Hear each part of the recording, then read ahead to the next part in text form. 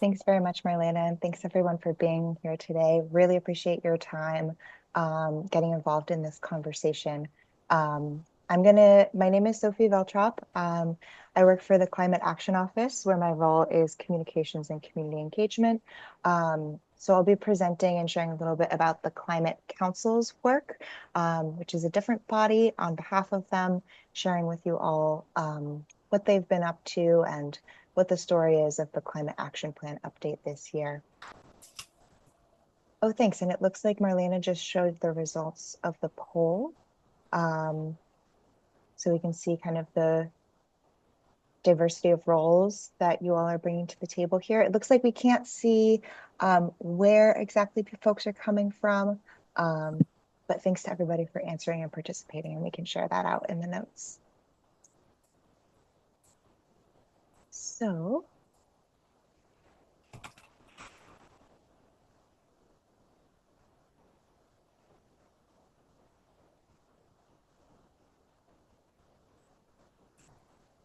I'm going to start with a little bit of background of how we got to where we are today.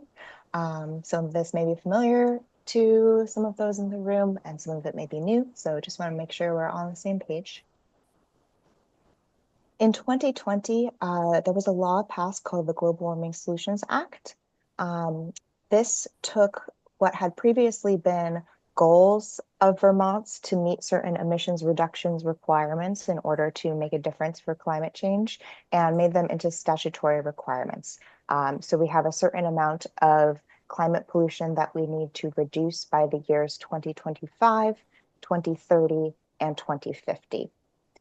So these big requirements were set, and as part of the law, in order to sort of design a roadmap of how are we going to actually meet those goals, what are the actions we're going to take, the Climate Action Plan, or I'm sorry, the Vermont Climate Council was stipulated. So that body is about 23 members. It's a mix of appointments that are from the administration, and a mix of appointments that come from the legislature, both the Senate and the House. And on the Climate Council, there are various seats to represent different interests so that there are a range of voices and interests at the table.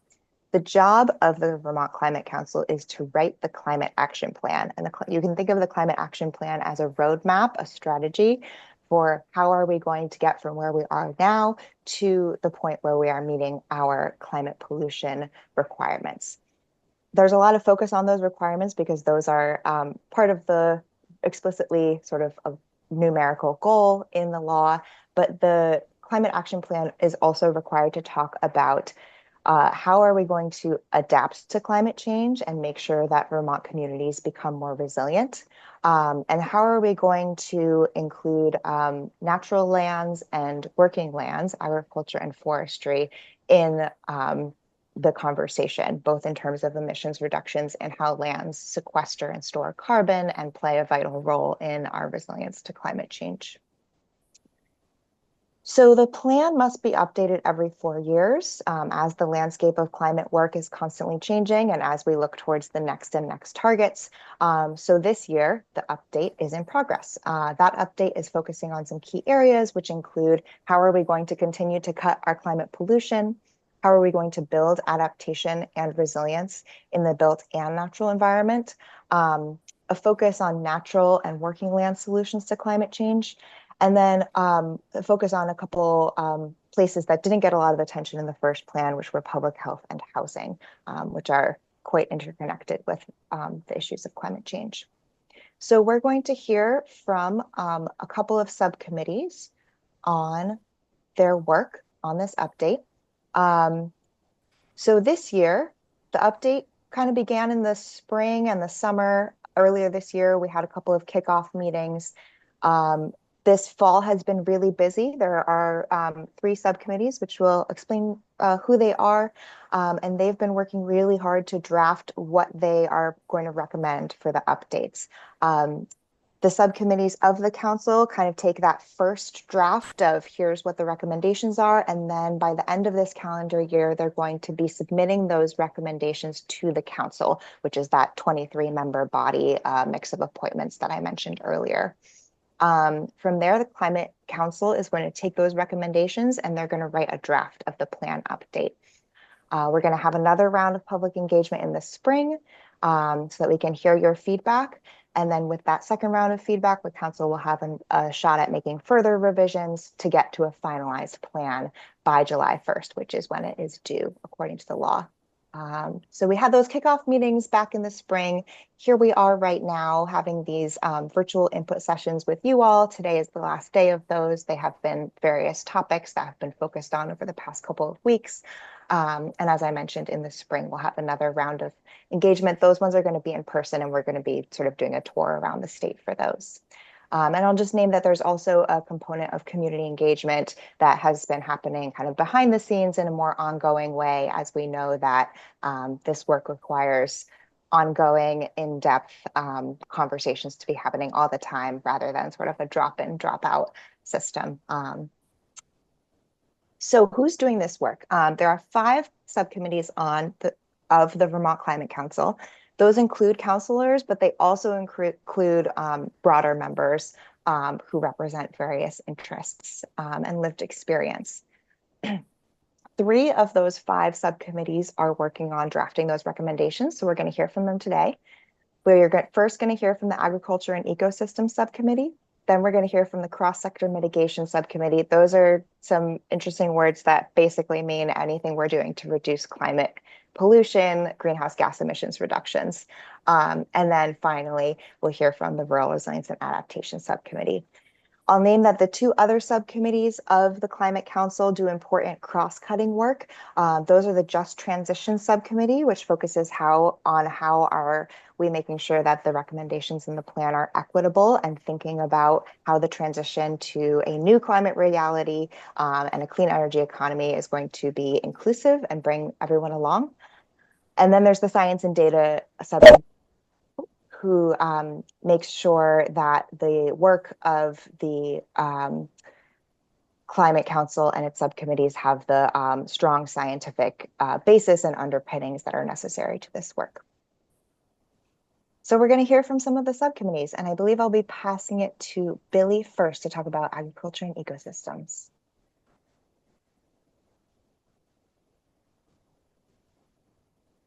Sorry, just had to find my mute button. Good morning, everyone. Thanks for taking some time out of your day to join us. My name is Billy Coster. I'm the Director of Planning and Policy for the Vermont Agency of Natural Resources, and I'm one of the 2 co-chairs of the Agriculture and Ecosystem Subcommittee, along with Jael Pulskamp, who is also on the call today. And Jael, I'll encourage you to jump in and share your perspective and answer any questions as they come up. Our subcommittee is focused on 3 areas of impact and importance for our work in the natural lands as it relates to climate resilience, adaptation, and mitigation. We're looking at pathways, strategies, and actions that focus on how we can leverage our natural and working land to reduce, store, and sequester greenhouse gas emissions. We're looking at strategies and actions that support our working farm and forest and natural land managers, owners, and stewards in maintaining economically viable enterprises, developing a workforce, and managing their lands in a way that is viable and adapts to changing economies and climate. And then we're looking at actual practices that are climate resilient for working farms, forests, and natural lands. So we in the initial climate action plan had over 180 actions that were recommended to include in the plan that the Climate Council adopted. Instead of trying to dig into all of those, we're just sharing one slide today that provides like a high level overview of how those pathway strategies and actions are represented. On this slide, we're looking at actions that focus on fairly granular things like providing increased funding for urban tree planting and things that provide both climate mitigation and adaptation and resilience by helping deal with heat issues in our urban environments, as well as actions related to providing technical assistance to municipalities and others for better planning around these issues, such as implementing Act 171 at the municipal level. We have many, many other pathway strategies and actions that we're working on, and I'd encourage you all to visit the climate change website to review those. The ones that are probably most relevant to this audience fall into three buckets. There's a number of proposed actions related to municipal and state land use regulation, actions that consider updates and reforms to Act 250 to better address climate, to state floodplain and river corridor standards, to energy generation siting priorities. Much of those recommendations did make progress since the initial plan was adopted through some legislation that was passed over the last 2 years, but there's still work to do there. I would encourage you all to look at that from a municipal government's perspective. The second area of interest is related to municipal and regional planning. And, as many of you know, regulation and planning are two important elements of how we manage our landscape. And there's many actions that focus on opportunities to increase and improve capacity for planning as it relates to climate resilience and adaptation. The third area within our purview that may be of interest to you all relates to land management and conservation, with a focus on community forests, implementing the visions of the 30 by 30 bill that passed a couple years ago, opportunities for riparian area and floodplain restoration and protection, many of which can be conducted in partnership with municipalities. And then there's a suite of cross-cutting issues that really look at compact settlement as a goal that provides a whole range of climate values that would, by necessity and opportunity, involve support and participation by our municipalities. So that's a very high level overview of the sort of work we're doing. Our subcommittee meets typically every other Thursday from 10 to 12 a.m. We've got a meeting this Thursday morning coming up.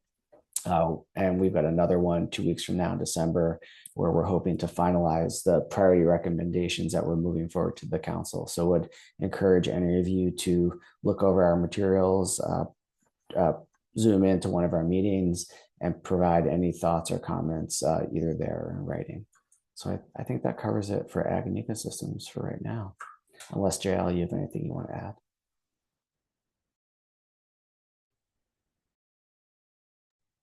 Thank you. Hi, everyone. My name is Liz Ambler. I'm a climate planning administrator at the Climate Action Office, and I'm sharing out today a few examples of what the Cross-Sector Mitigation Subcommittee has been working on. They're leading really impactful efforts in the update that relate to buildings and thermal, transportation, building codes, and electric. So we'll be sharing a few of those examples, the first of which today centers on reducing greenhouse gas emissions in buildings and facilities. And so this first strategy here focuses on accelerating weatherization efforts, implementing the multi-year weatherization at scale initiative to meet our 2030 requirements, and so increasing the pace of residential and commercial buildings weatherization.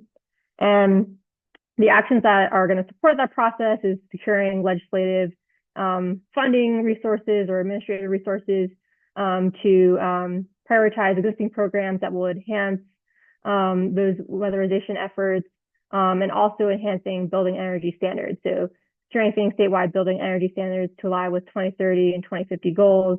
So ensuring that new and existing buildings meet this higher efficiency criteria.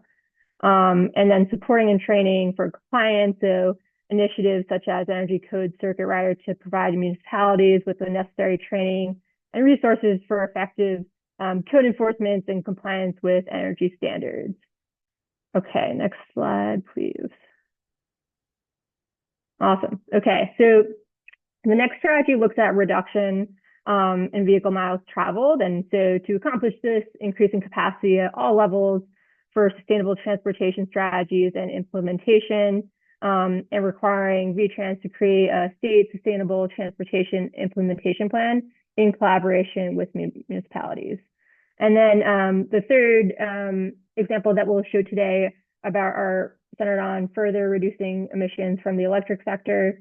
Reaching 100% carbon-free or renewable electricity. The Public Service Department is releasing a report in January that is related to community renewable access and other sources. And so the cross-sector mitigation subcommittee is going to consider potential actions that will stem from that report. And next slide. Thank you.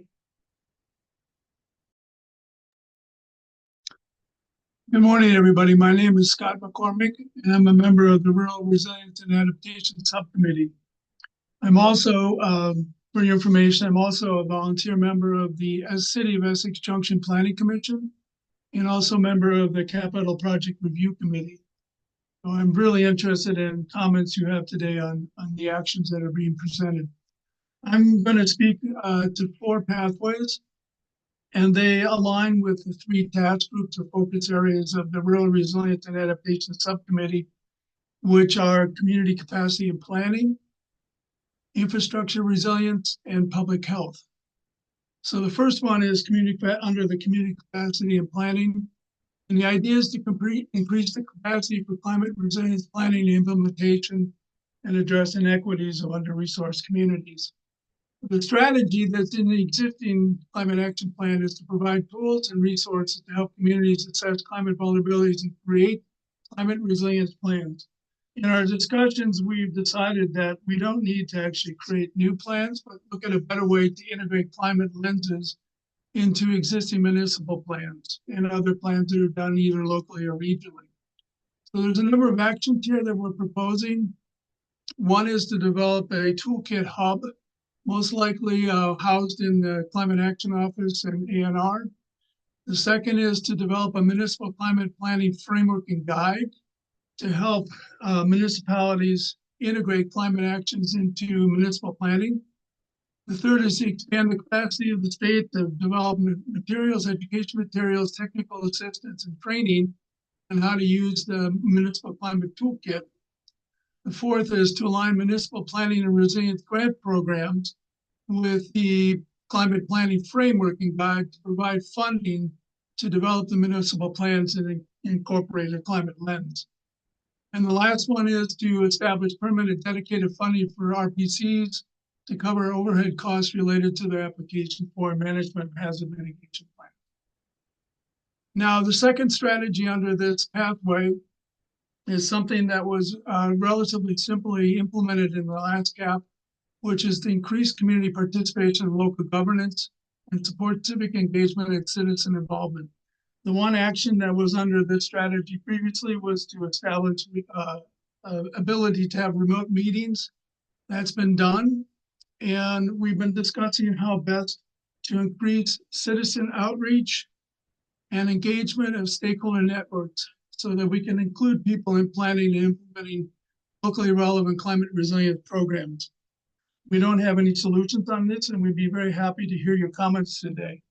And I'll give you my own personal perspective on this, which is as a member of the Planning Commission of Essex Junction, I've been at probably 35 meetings over the last 2.5 years.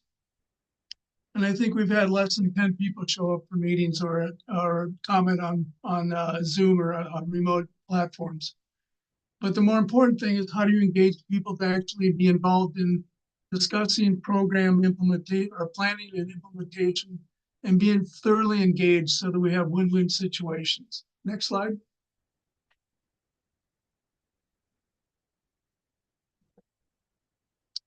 The second pathway is related to infrastructure resilience. And we're looking at how to enhance resilience in transportation, communication, water, wastewater, and energy. The first strategy under this is to create a policy planning and organizational framework to make sure that we're targeting our investments in infrastructure resilience.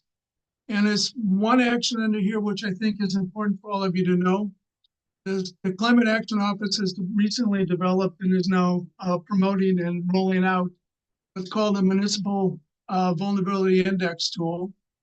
This is an online mapping program that allows you to look at areas within your communities that might be at risk from extreme events.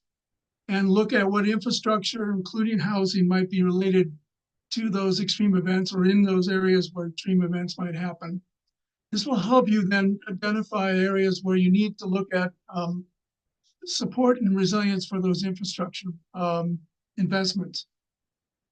The second and third strategies relate to what I'm calling sort of a lack of clarity on what we mean by infrastructure or grid resiliency.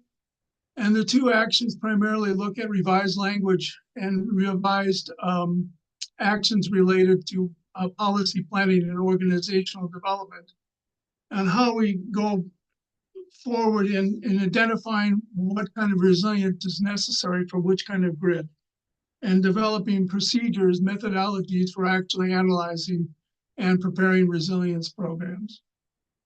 Next slide, please.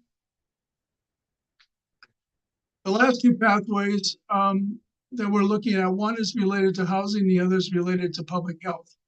First of all, related to housing, ensure that all people have access to safe, accessible, energy efficient, and affordable housing. This is what we consider to be resilient. And if we provide resilient housing, we're also hopefully providing resilient residents of that housing. There are three strategies here. The first one is to update state and local land use governance, regulations, practices, and investments to eliminate barriers to housing development. We don't have any proposed actions per se right now, but we have a number of areas in which we're talking about potential actions that could be supported, such as developing models for compact housing, especially those outside of flood zones, infill, what I call TOD plans or transit-oriented development plans, looking at segregation of housing related to alternative multimodal transportation methods, looking at building codes. Most communities don't have building codes. Cost-efficient construction alternatives and multifamily units in neighborhood development areas. Second and third strategies increase investments in the preservation and development of both private market and nonprofit-owned affordable housing. And the third is increase access to fair and affordable housing for volunteers or housing unstable. And as you know, in most communities, this is now becoming more and more of a problem. The last pathway is to address climate change impacts on public health. I'm not sure if Sophie mentioned it, but in the existing CAP, there is no public health sector included. Primarily because when the first CAP was developed, it was developed in the middle of the pandemic, and the Department of Public Health was kind of committed to other activities at that time.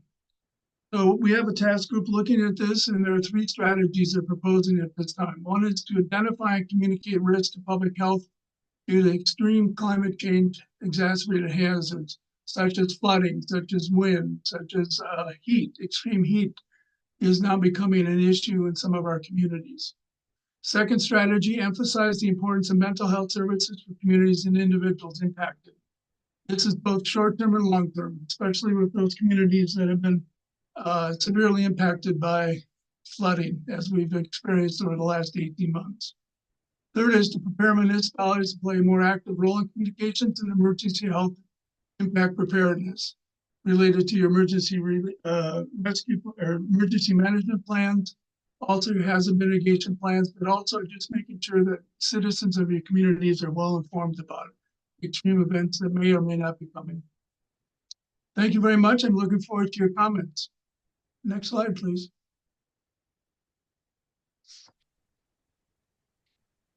Thanks everyone for sharing those parts of your subcommittee's work that are particularly relevant to municipalities. We have a couple of discussion questions. We'll also put these in the chat, and I'll hand it over to Marlena to help us facilitate this conversation.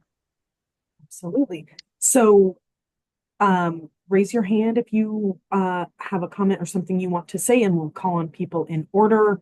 We'll take a couple comments at a time, and then we'll open it up to the subcommittee members to answer them. And that way we can kind of get as many comments in as possible. As you can see, we have a big group today. And we, want to hear from as many people as possible. So keep your comments relatively short. And if need be, I'll pop in and just remind you to wrap it up. But yeah, we should be able to hear from lots of people. And we are here to hear diverse perspectives, so we might not all agree, and that is totally fine. And we'll just keep the conversation respectful. So it looks like we already have a hand. Lori? And actually, if I can Marlena. Oh, I'm sorry. I was just gonna say, sorry, this is, can everyone hear me? This is Callie from BCRC. I'm the chat monitor, I think, for this session. And there have been a couple things in the chat. So Marlena, I don't know if you have a preference for some folks who put things in the chat earlier on, or if you want to take a couple hands and then do chat. Yeah, let's take Lori, and then I can go through the chat, and then we can kind of bounce back and forth. And can we just make sure to read those questions aloud as well? Yes. Yep. Thank you. Okay, so I'll read them aloud. How can the state support municipalities in advancing climate action? What do municipalities need to further address climate action at the town level? Where is action of the most interest to municipalities? Is it in resilience and adaptation? Is it in nature-based solutions? Is it in mitigation of climate pollution? And we know that capacity has emerged as a key theme here. So do you agree? And where would resources be most helpful to support municipalities?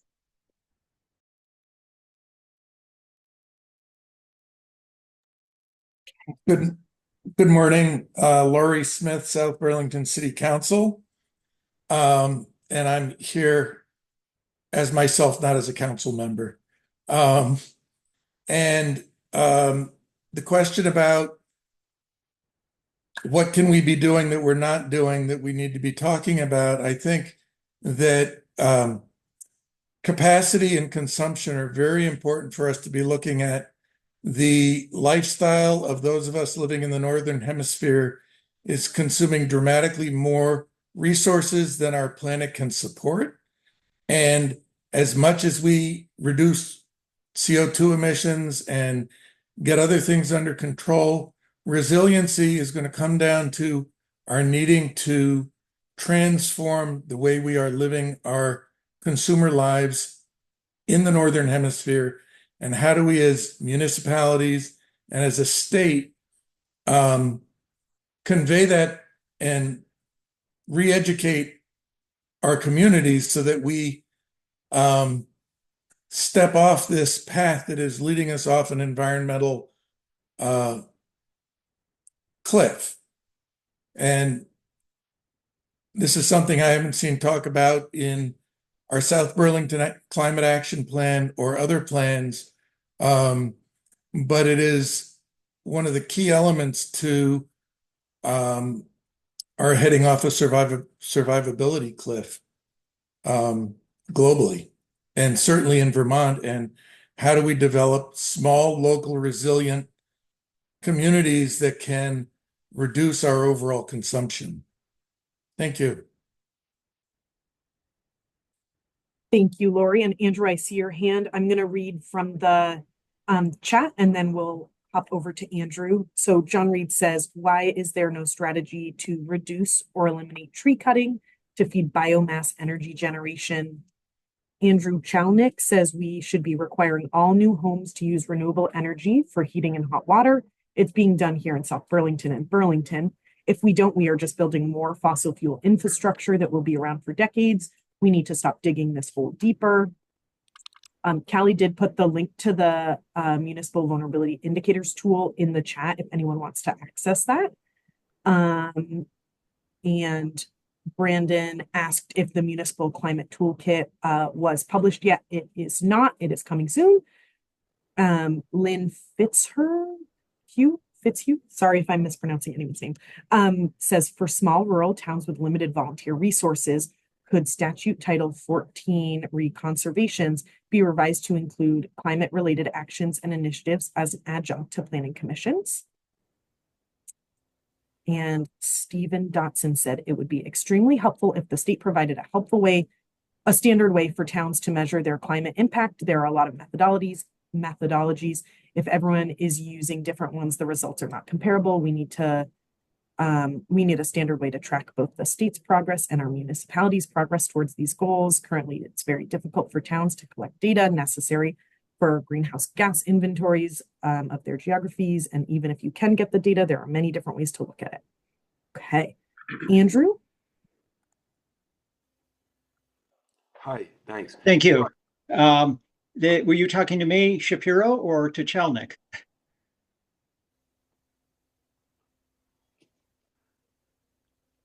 I'll go ahead. I'm Andrew Shapiro. I'm on the East Montpelier Energy Committee.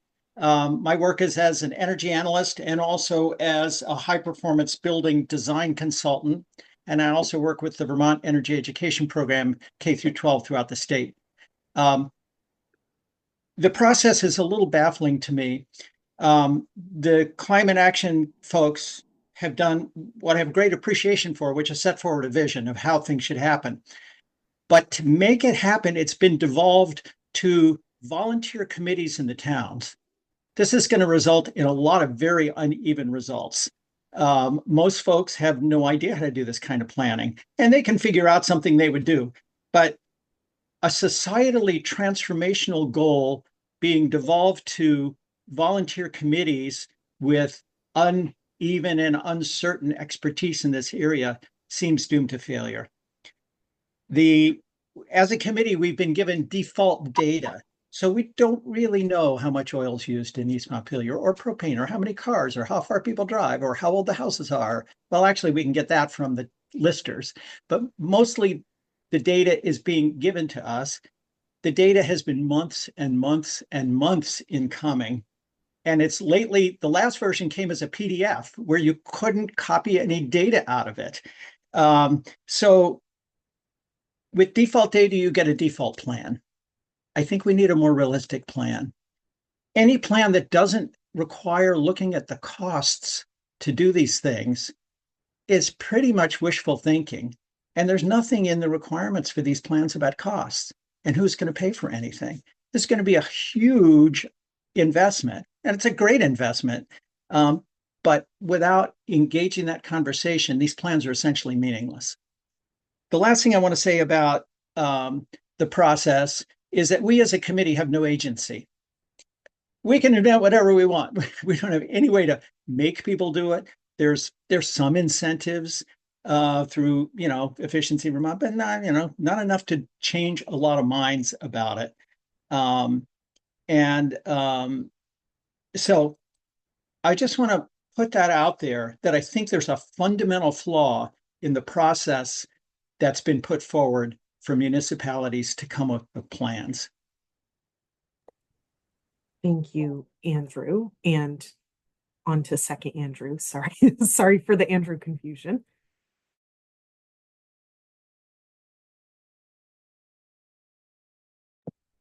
Oop, you're muted. You're on mute, Andrew.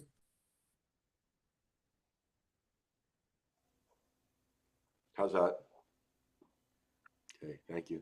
So, three things. I did put it on in the chat that I really feel strongly that the state needs to accelerate the building energy efficiency standards. We've kind of proven in Burlington and South Burlington with lots of new development that it's cost efficient, it's practical, it's technologically feasible to build new homes that don't consume fossil fuels. And if we continue to build new homes across the state that consume fossil fuels, those new homes are going to be here for decades. It's going to be incredibly expensive to retrofit those. And it just makes absolutely no sense to be doing that as we talk about retrofitting existing homes and to continue to build our hole deeper when the technology exists to not do that. Just makes no sense. In terms of how the state can support municipalities, the conversation that we have in South Burlington always devolves into, do we have the authority to do what we want to do? And we spend so much time worrying about that. And we've determined that for new construction, we mostly do. For existing buildings, existing infrastructure, existing EV charging, we've determined we mostly don't.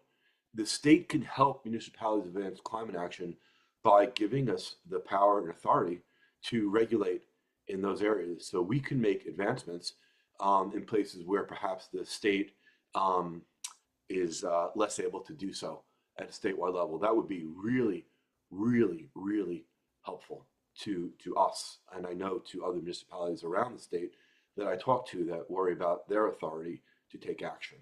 The last thing is we could use better data. So I know UVM has a study now where they've collated information from the Department of Motor Vehicles about new car registrations and percent of EVs and percent of plug-in hybrids, and able to get us really good data for the past few years about what progress we're making in those areas. But they don't have current data. It was kind of a study for a period of time, and that study's over. If we could get current data that could allow us to measure and track our EV ownership and miles traveled,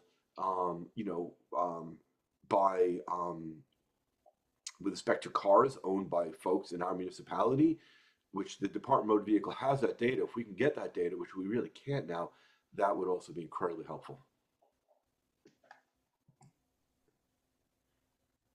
Thank you. And Catherine said not just homes, also new business development. There's a ton of new development in Stowe, and multiple people echoing Andrew Chelnick's comments and Andrew Shapiro's. Do we want to go to some of the subcommittee members to give responses on any of the comments and things that have been brought up?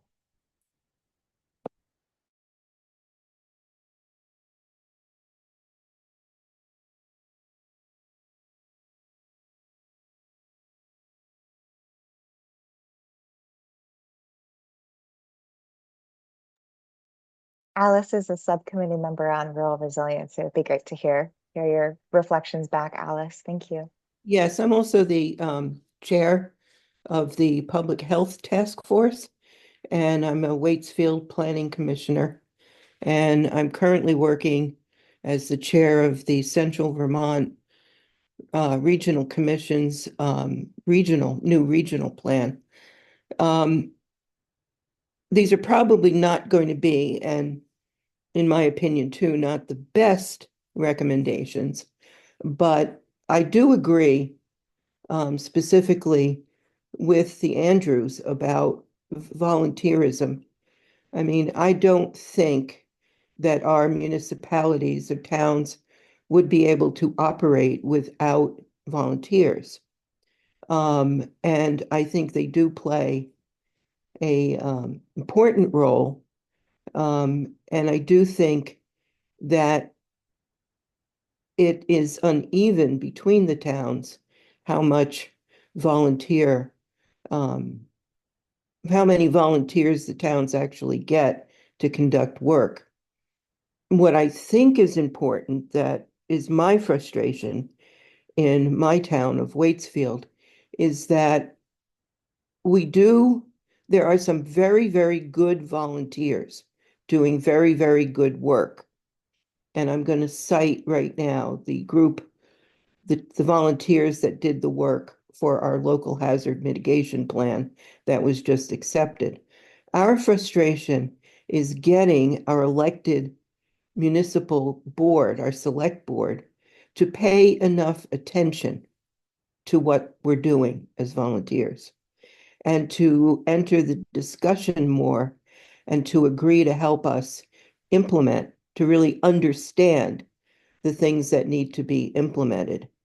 Everybody's busy, but when the volunteers bring very important things like climate change and what we can do about energy consumption, the local government has to pay attention and has to help us act on that and get that information out to the residents.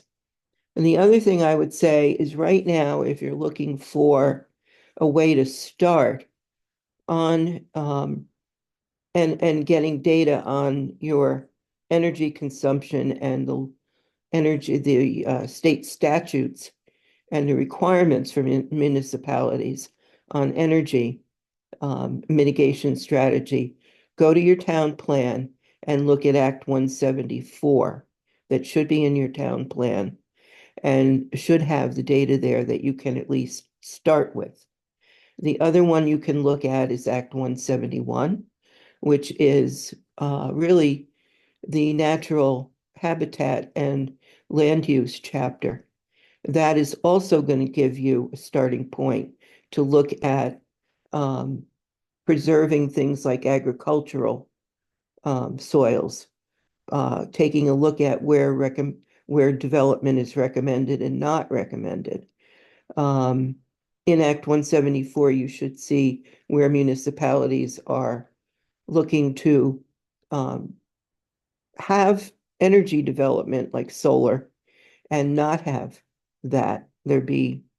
And the last thing I would say is, and I'm sure the Agricultural Committee is onto this, but it's something that I think we're going to add into the public health strategies and actions, is the Vermont Food Bank representative was on one of these sessions and said that we need to be really looking at farm to table and food security and making sure that people have the food they need.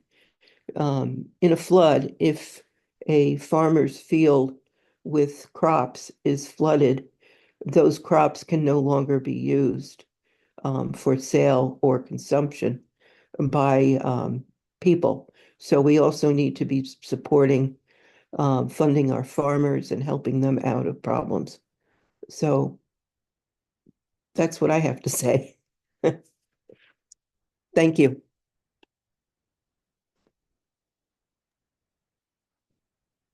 Thank you, Alice.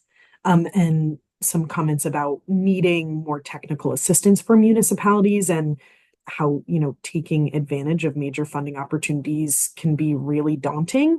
And so really making sure that our municipalities are set up to take advantage of those things. And, recognizing the value and expertise of the volunteers that we have, and how to address, people not considering climate change a crisis and how to address that attitude issue. Christopher? Yeah, I don't know if if we need to stay on that topic, but I have a few comments just from a municipal perspective. I'm the community development director at the city of Essex Junction, and my comments are about the housing pathway. So your pathway says ensure that all people have access to safe, accessible, energy efficient, and affordable housing. To me, I think it's really important for that housing to be locationally efficient. There are places where you could put a lot of housing, and a portion of those people may be able to live without a car. There are places where you could drive a lot less. Also, I think mention of public transit would be helpful. You have to arrange housing development in a certain pattern for public transit to work well, and for that to be a climate change solution. I think I also see a tension here between one of the first strategy under there that says eliminate barriers to housing developments. At the same time, like trying to add more costs to housing developments to make it more energy efficient. I think there can be attention to that, at least in the short run. But if we're in a housing shortage that is kind of an emergency right now, it's difficult to make housing fair and affordable to everyone when there's a scarcity. So yeah, if there's a way to tease out the language there to somehow I guess talk about this nuance and this trade-off, I think that would be good. And lastly, the residential building energy standard and the commercial building energy standard. I think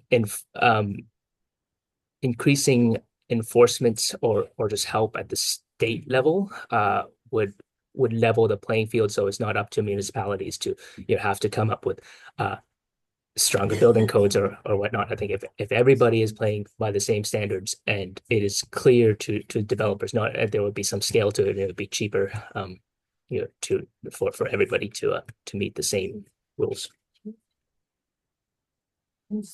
Thank you. That's all I've got. Thank you, Christopher. And mentions of food security and resilience, kind of echoing Alice's point, and then bringing up reducing food waste as a really important part of that.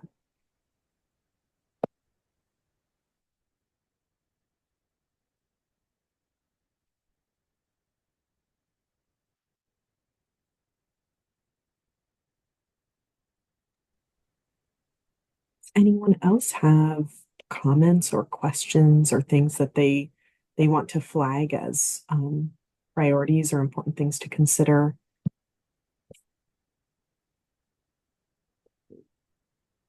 Bob mentioned that there's no big stick to enforcing building energy standards, and that's been a constant issue.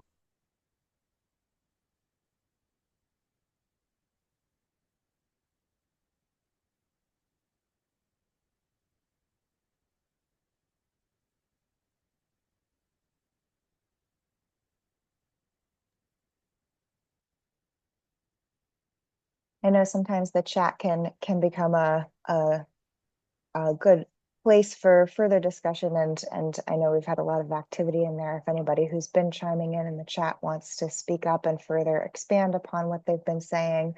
Oh, Ken, thanks for your question about the questions. I'll drop that in the chat again so you can have a fresh look at those.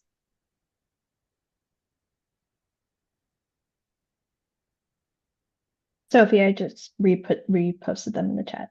Thanks, Callie.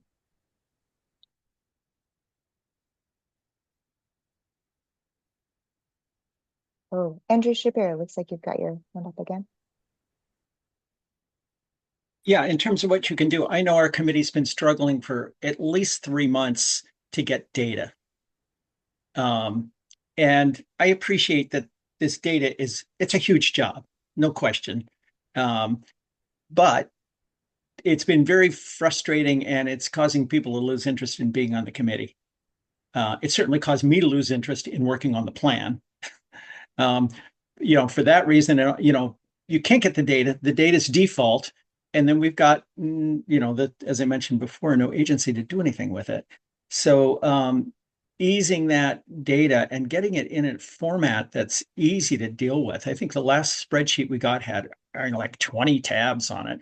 I mean, it was, and they've gone to great effort to make it what must have seemed to them easy to access, but it was very difficult get a bunch of smart people on our committee. It was really hard to figure out what's going on the data and just to get it. Yeah, I'll stop there for now. Hello, Andrew. This is Jim Crafts, the town of Warren. So where does this data come from? I mean, what's the data source? Do you know? We get it through the CVP, through the Regional Planning Commission. There's someone on the Regional Planning Commission tasked with getting us this data. I think you all on the committee should fill in on this. I thought it came from the Department of Public Service, but I don't really know. I'd like to jump in if I can. This is Margot Gia, and I'm from the Wyndham Regional Commission. And data is a very challenging issue that all the way from the state down to municipalities, we've been challenged with. One, there's just no great, one consistent source that you can find all the data. So it comes from a lot of different sources. The Department of Public Service is a good job of trying to get that data for the region or the statewide level, and then breaking that down to the regional level. But then currently when the Act 174 first came out, there was funding for RPCs to be able to break down that data into the municipal level. It comes with a lot of challenges because there's just no one really good source for information that you need to disaggregate the data. So it's done the best that it can. But, up until right now, there's been no funding for RPCs to disaggregate the data. It's a long and complicated process. So that's why you're seeing a delay in getting data. And I know that all the RPCs are trying the best we can. But it's a complicated process all the way from state down to municipal. So maybe a simpler process of being able to disaggregate it all the way down and one consistent process would be helpful. And I know DPS is working on that and the RPCs are working on that, but if it needs to be and it is if that is deemed the really important piece for municipalities, then the whole process needs to be well supported. And one consistent way of doing it across the whole state.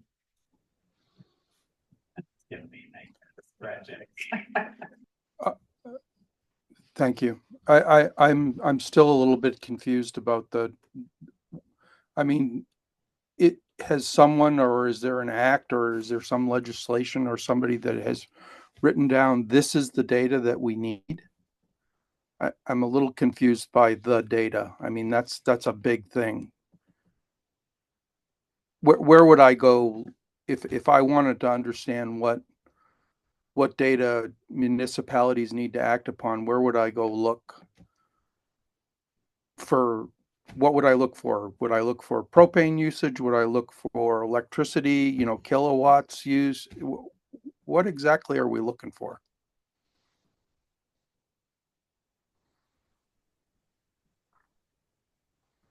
I can jump in as a regional energy planner. I think a lot of what municipalities and regions are looking for is based around Act 174. So enhanced energy planning.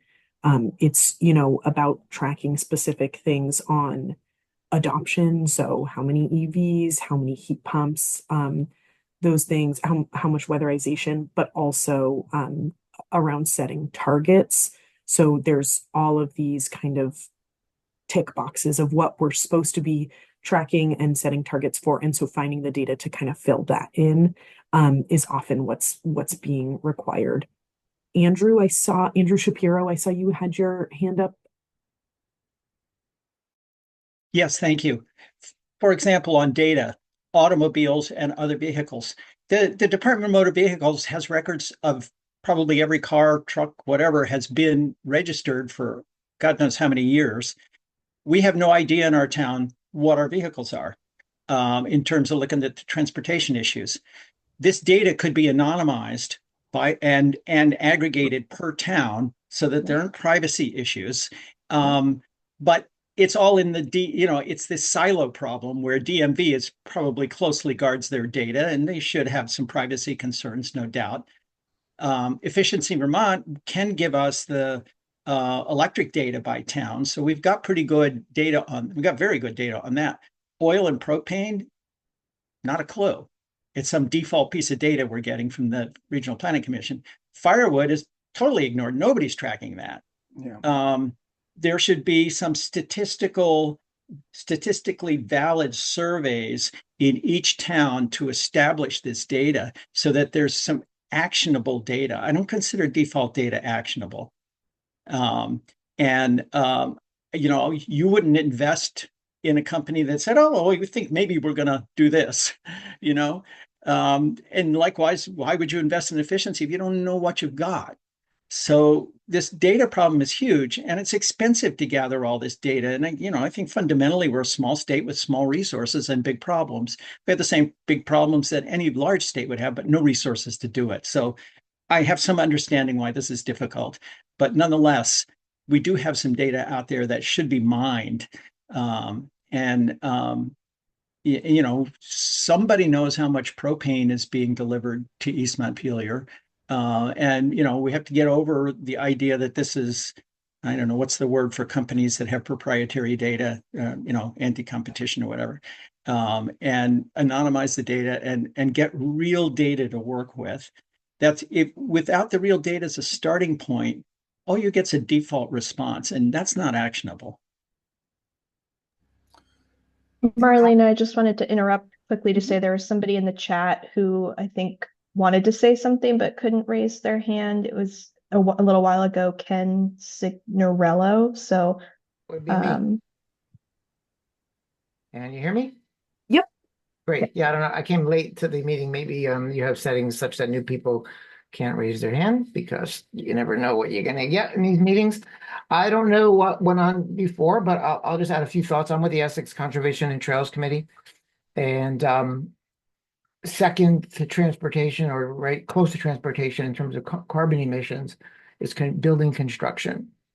And one of the things that we're pushing for our new municipal center, which we're currently talking about here in Essex, is using mass timber as a significant building method and material. For those who don't know, mass timber is not post and beam construction that you might be familiar with, but more of a constructed material that many areas right now using to build quite tall buildings that might even be considered to be skyscrapers, and they obviously will sequester carbon as opposed to using carbon and steel, which require lots of carbon to produce. And I'd love to see that more encouraged, especially considering that most of Vermont is wooded and actually could be used to harvested to produce those timbers. Next thing, I'm in the current use program. I don't know if people are familiar with that. The current use program is a state-funded program that reduces property taxes for folks that keep their forest land and other sorts of open land in a working landscape type use. And there is data required that every 10 years you have to, actually every year you have to file a report with the state indicating what you've harvested, for example. I indicate I've harvested some firewood and how much.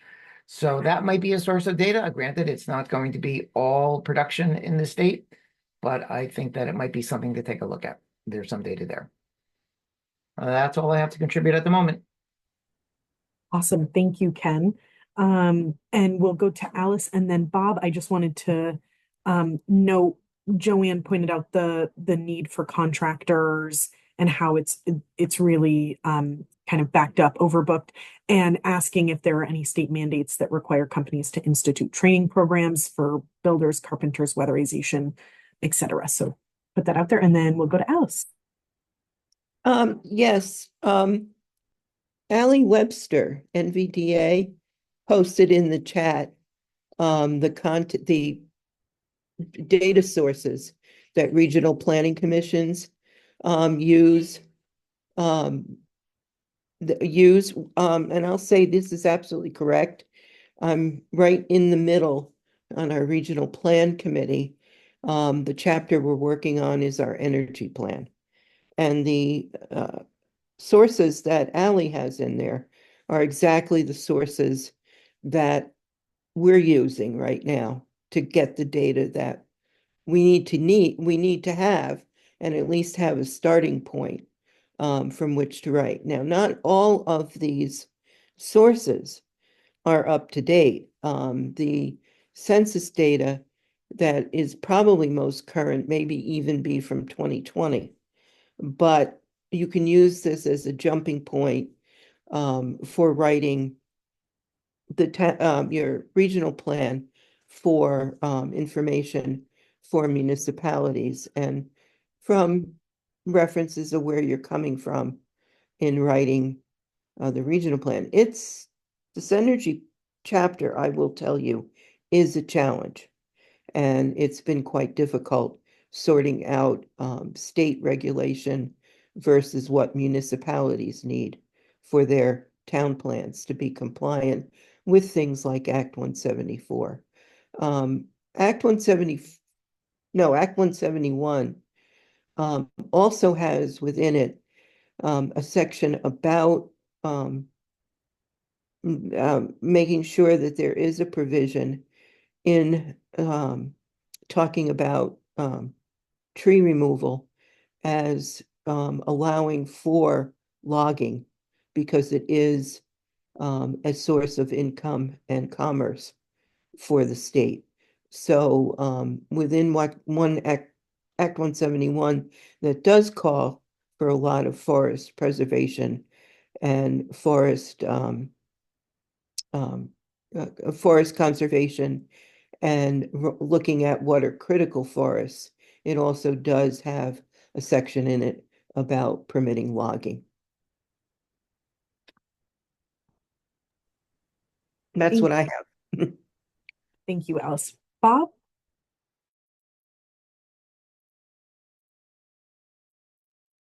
Hi, everybody. One of the things that I keep running into as energy coordinator in Plainfield is education and trying to bring people to the reality that we are in the middle or the beginning edges of a big problem on this planet, which could lead to extinction of our whole civilization. But people have to either stop being afraid of that or become part of the plan to do something about it and just understand that life can't go on as it has been with consumption and fuel and monster vehicles that to carry one person around and then driving them too fast down the highways. You know, this is just insanity. And as far as doing something with data, I'm not sure whether we need to be wallowing in the data when there are some obvious things you can do. As energy coordinator, we used to have a little sheet from Efficiency Vermont that would ask people to write down what they had used for fuels in their house or energy sources. And there was a conversion on it, so everything would get changed to BTUs, and then that would be compared to BTUs per square foot. And if you had 40,000 or more, you were in trouble and needed to think about some weatherization or more efficient heating appliances. And if you were way below 40,000, then, you know, move on. It doesn't take, you know, big servers and big databases and everything else to do that. Energy Action Network has done more than scratch the surface on it. And, you know, we can rely on that instead of running around. You have to get fossil fuel companies to share their data, though. They don't want you to know because they're the ones that are the purveyors of most of this insanity. I'll check there. Thank you. Thank you. And we'll go to Krista and then we'll go to Ken. So I am Krista. I'm from the Thetford Conservation Commission. And for the past couple of years, we've been rewriting our town lands management plan. So I just want to speak to the resilient forest land part of the plan, of the Vermont Climate Action Plan. So resilience was a really big focus as we looked at rewriting our town lands management plan for the 4 forests that the town is responsible for stewarding. We used a lot of different resources across the state. The Vermont Fish and Wildlife Community Wildlife Program, YENS, was super helpful in helping us with our plan. And at the same time, like someone said earlier, because we are all volunteers and none of us on our commission are climate science experts, we found ourselves in a position where we were doing a lot of our own research on the literature about carbon sequestration and resilience in forest management. And there's a lot of kind of debate in that area as to, you know, what are the best ways to manage forest land for carbon, for resilience. And so I would be interested in seeing whether the Vermont Climate Action Plan would put any more specific tactics into that section around forest resilience, because it speaks a lot to, you know, helping forest managers with climate forward practices. But I'm curious, like, what are those practices? We could have benefited from that in our exploration. So thanks for all your work. Thank you for that, Krista. Ken? Thanks. Bob Atkinson, I believe it is, right? So the town of Essex has an energy committee and has been trying to get an energy coordinator set up in its charter. And could you kindly outline your responsibilities? Are you a paid office in your town? And what's it like to be an energy coordinator? Uh, just quickly, I'm appointed by the select board. I've been in the position for, 15 years now, probably. And as energy coordinator, there are volunteers that I've worked with over the years, different towns. We also coordinate with the town of Marshfield and their energy and climate change committee. And it's far from a paid position. I'm now retired, so I have a little bit more time to spend on it. But we do campaigns working with, for example, Button Up with Efficiency Vermont and different. The best that I can do here is I can talk to our development review board and tell them that when somebody files for a building permit, that there are residential building energy standards, and also let them know that there are incentives for building an energy efficient structure, whether it's a major renovation or whether it's a new construction thing. But I do my best, we write Sounds like it's grants. mostly a volunteer position. You advise your DRB and you're coordinating with energy programs that are available, it sounds like. Does that sound about right? Yes, yes. Thanks for that. And I try to educate as we go along too. Of course. We just qualified for the Municipal Energy Resilience Program and got a grant here, so that we're going to proceed with weatherizing and energy change for 5 municipal buildings, which could include some solar and EV charging things going on as well. And we are hoping for the beginning of a thermal energy network. Does your town also have what we have, like an energy committee, some sort of a group of people that focus on energy related matters? No, I'm at You're right. And a couple of volunteers. Thank you. Thank you for asking.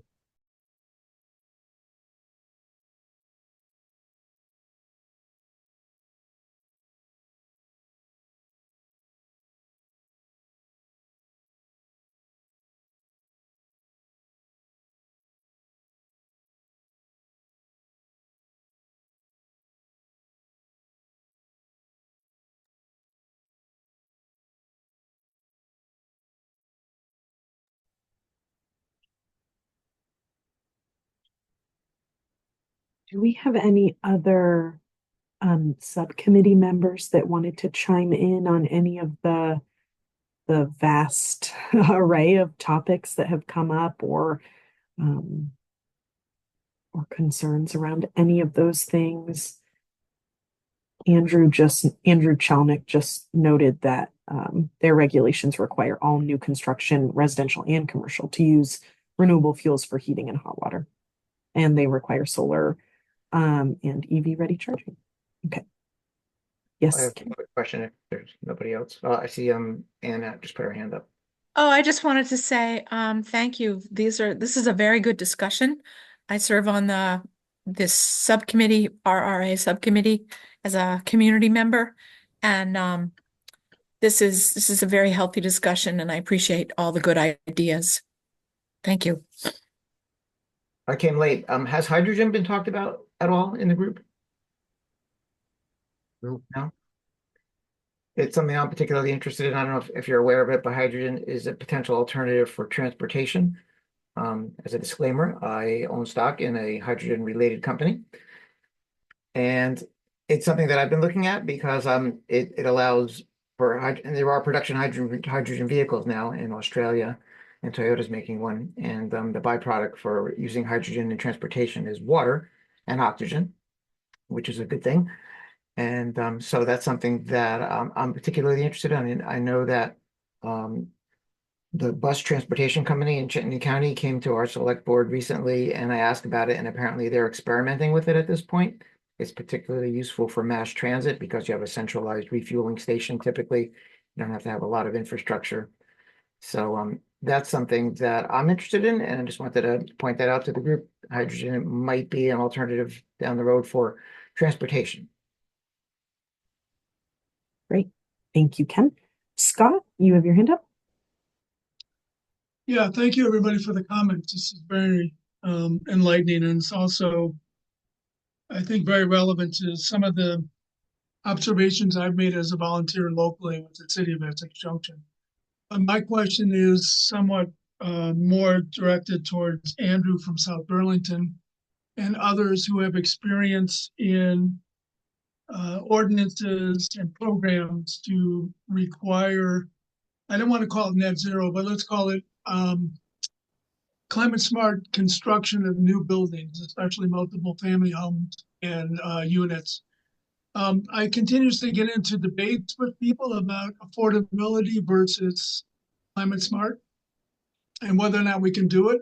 And I'm very, very observant of the comments that have been made about moving forward with affordable housing that's either natural gas or some other kind of fossil fuel generated energy, and the need to retrofit those homes eventually in the future, especially under some kind of heat standard.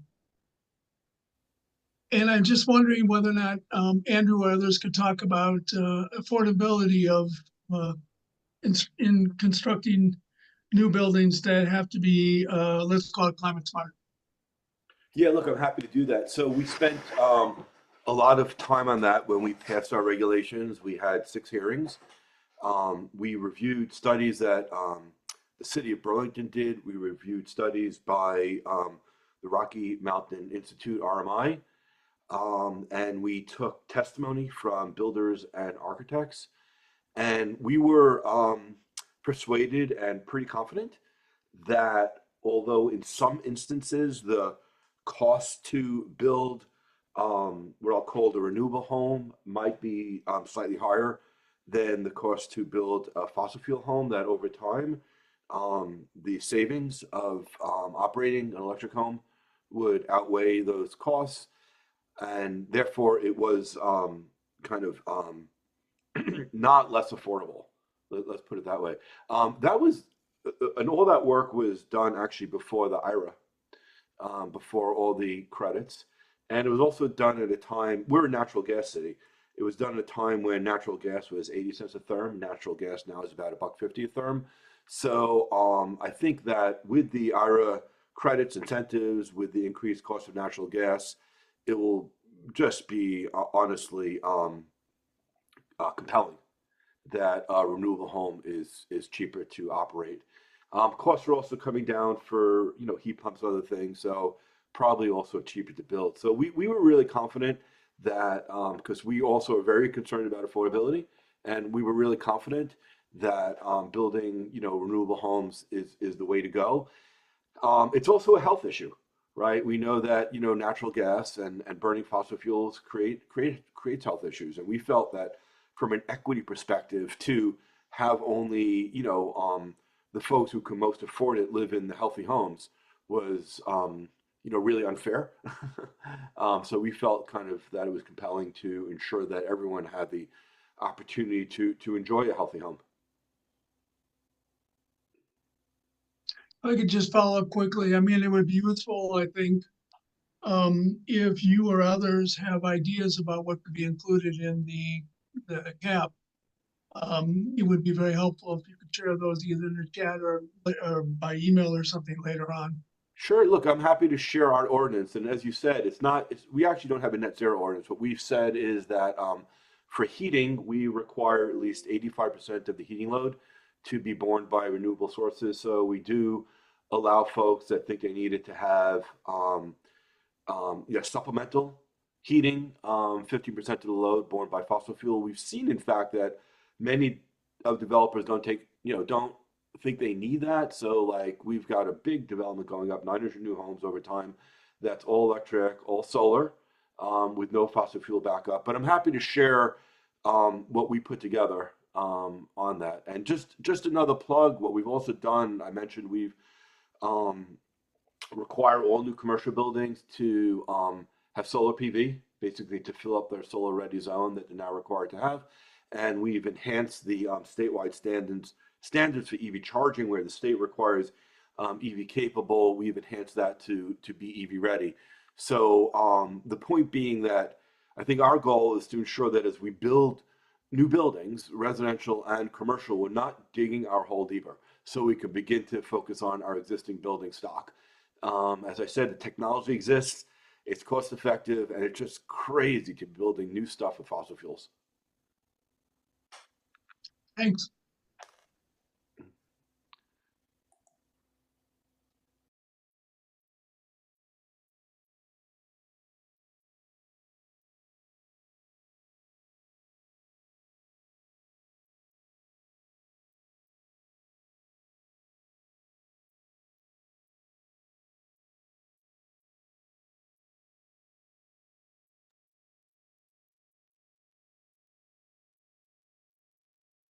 So I think we're ready to move on to wrapping up fairly soon. I did see, Andrew Shapiro, that you put your hand up if you have one final comment to close us out before we share out the next steps and other things. Go for it. Oh, you're on mute. Andrew, I have a different experience in analyzing gas versus electric. Natural gas is so artificially cheap right now. It ignores the significant methane leakage that's going on with it. The externalities, the environmental costs are significant, but on a customer cost basis, you don't save any money going to heat pumps. It's about a wash. And I appreciate that you brought up a bunch of other good reasons why to do it. But we're in natural gas areas where the customer's economics is primary. I have a hard time getting people to cut the gas pipe. On the other hand, the Echo Museum decided they want to cut the gas pipe because that's the right thing to do. And it's going to be an expensive transition for them. They're not going to save money on energy, but the carbon reduction is huge. Yeah, I mean, look, you also save having to put in two sets of infrastructure for delivering energy, right? And the funny thing is that although on a development by development basis, you may not see that because the gas company gets to charge all ratepayers for that, over time, everyone will save money by not having to build both fossil fuel infrastructure and electricity lines.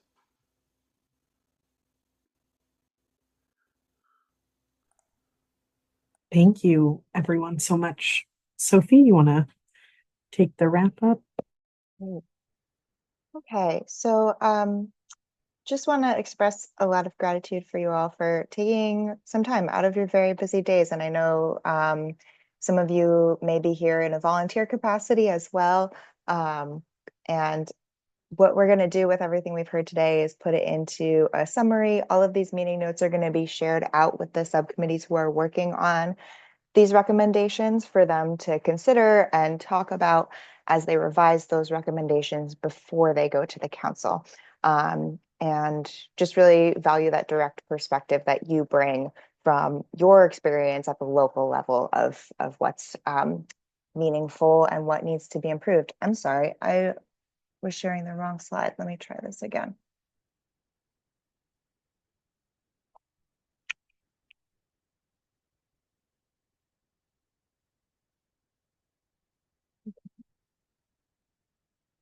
Sorry, all the toolbars in the way.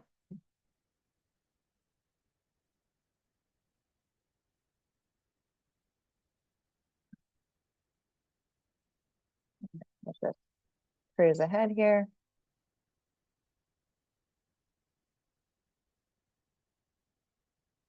Okay, so I wanted to share with you a couple of projects that may be relevant to your work. Some of them already exist, some of them are forthcoming. So we shared in the chat earlier the Municipal Vulnerability Indicators tool. If you work for a town, hopefully you've already heard about this through your RPC. There were RPC trainings that happened throughout the fall, so hopefully you got to catch one of those. If not, head over to our website. There is a little video there with a link to a little introduction of how to navigate the tool and use it.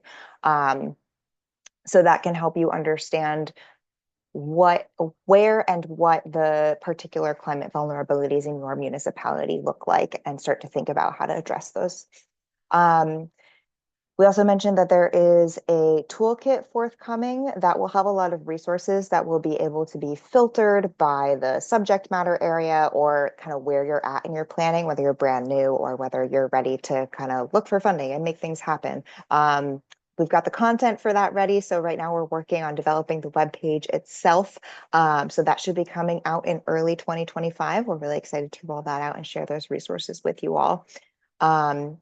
And finally, this one is just getting started, so this one won't be available for at least a year or two. But there was a lot of talk about planning and how to make that relevant at the local level and how to provide those resources so that towns can adequately and with technical support do that climate planning work. So we're working on a project to develop a framework for that can give you that assistance and guidelines for how to go through that process, looking at the planning that you've already done and what can be kind of built off of with those existing plans that you've already worked hard on. There's one thing that's not on here that I want to mention just because we talked about data a lot today. The Climate Action Office will be working on somewhat of a dashboard. It'll be a visual tool that can be used to track and show the progress on climate action over time across the state. So I know there's a lot of discussion about like broad data versus the more granular local level data. I'm not sure that this tool is necessarily going to solve that, but it will be really important to have your voices in that conversation to understand how that state level tracking of climate progress can still be useful to you all. And we'll have some meetings on that in January. So if you signed up for our e-newsletter, you will get those invites, and we'll try and get the word out broadly through our PCs and Vermont League of Cities and Towns, et cetera, so that municipalities can all be aware of and involved in that conversation. So here are a couple options for staying involved. As I just mentioned, we have a newsletter. It comes out monthly. We promise not to spam you. And we'll drop the link to sign up to that in the chat. We'll also be following up with an email with the notes from today, the recording from today, and we'll include the links there as well. The subcommittees that you all heard from, they all have public meetings. They're all available at climatechange.vermont.gov/calendar. You can join any one of them. All of their meetings have a public comment session, and they would definitely welcome you to join in. And finally, if you weren't able to speak up with the time we had today, or if you think of something later, you can share your thoughts either via email or through our public comment form. We also have a phone number you can call and leave a voicemail at 802-404-2729.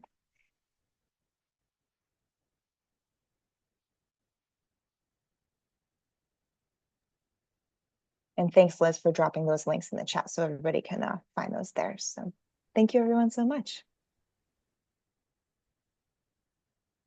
Thank you.